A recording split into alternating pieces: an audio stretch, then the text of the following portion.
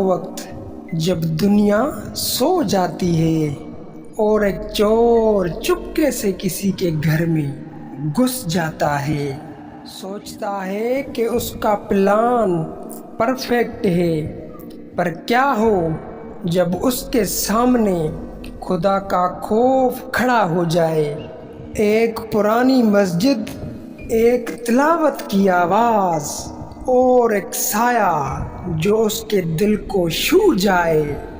یہ ایک سچی کہانی اسلم نام لڑکے کی ہے جس کی زندگی ایک رات میں بدل گئی۔ اسلم جو مشہور چور تھا، اس نے چھوٹی عمر سے چوری کرنا شروع کیا تھا۔ کبھی دکان کا لاک توڑتا تو کبھی گھر سے پیسے چراتا۔ لوگ اسے چھپا چور کہتے تھے کیونکہ وہ کبھی بھی رنگے ہاتھوں پکڑا نہیں گیا تھا۔ لیکن اسلم کے دل میں ہمیشہ ایک خالی پن تھا۔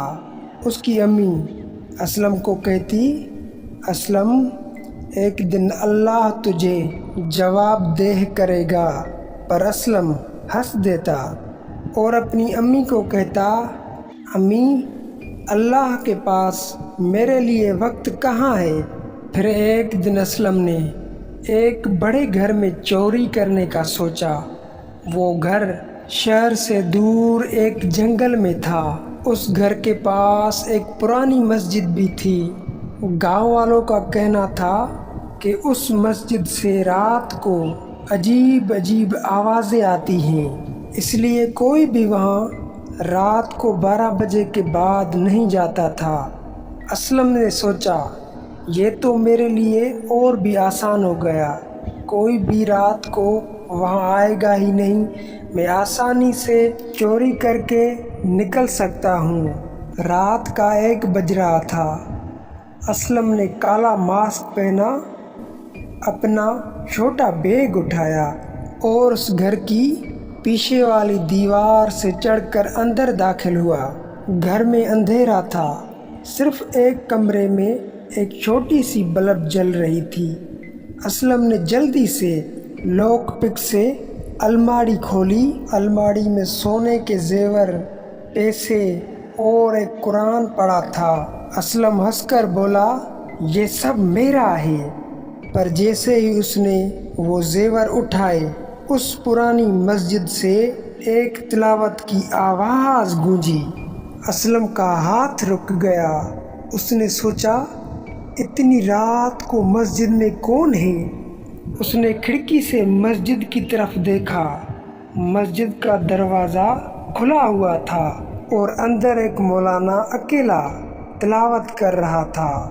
اسلم نے اگنور کیا اور اپنی چوری جاری رکھی۔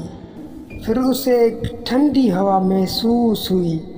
اس نے پیچھے مڑ کے دیکھا، کوئی نہیں۔ پھر ایک دھیمی آواز آئی، اسلم یہ گناہ چھوڑ دے۔ اس کے ہاتھ سے زیور گر گئے۔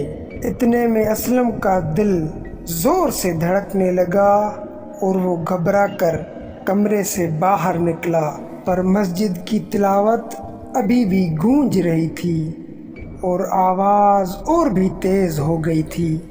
اسلم نے دیکھا کہ گھر کے کوریڈور میں ایک کالا سایہ کھڑا تھا، آنکھیں لال، لمبا، اور اس کی طرف دھیرے دھیرے بڑھ رہا تھا۔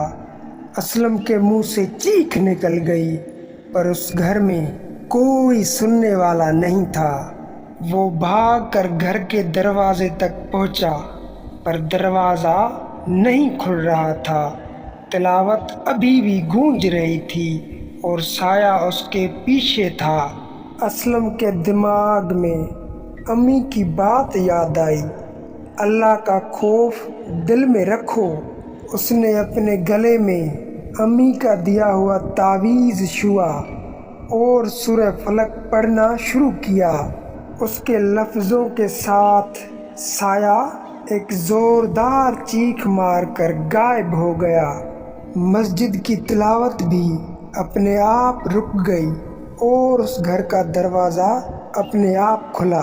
اتنے میں اسلم بھاگ کر اس مسجد پہنچا جہاں مولانا ابھی بھی بیٹھے ہوئے تھے۔ وہ رو پڑا اور مولانا کے قریب پہنچا، اس کے پیروں پہ گر کر کہا، مجھے معاف کر دو، میں نے گناہ کیا ہے۔ مولانا نے اسے تسلی دی اور کہا، اللہ کا کلام ہر بری چیز کو بھگا دیتا ہے اور تیرا دل بھی اب صاف ہے۔ اسلم نے اس رات قسم کھائی کہ وہ چوری کرنا چھوڑ دے گا۔ صبح اس نے اسی گھر میں چرائی ہوئی چیز واپس رکھی اور اپنی امی سے معافی مانگی۔ اس نے اسی مسجد میں صفائی کا کام شروع کیا اور ہر رات نماز اور تلاوت کا عادی بن گیا۔ سبق: یہ سچی کہانی اسلم کی ہے جس کا دل خوف سے بدل گیا۔ دنیا کے گناہ راستے آسان بناتے ہیں، لیکن قرآن کی تلاوت اور نماز کا دم ہر بری طاقت کو ہرا دیتا ہے۔ ہر رات اپنے دل کو اللہ کے ذکر سے روشن رکھو، کیونکہ اللہ کا خوف ہی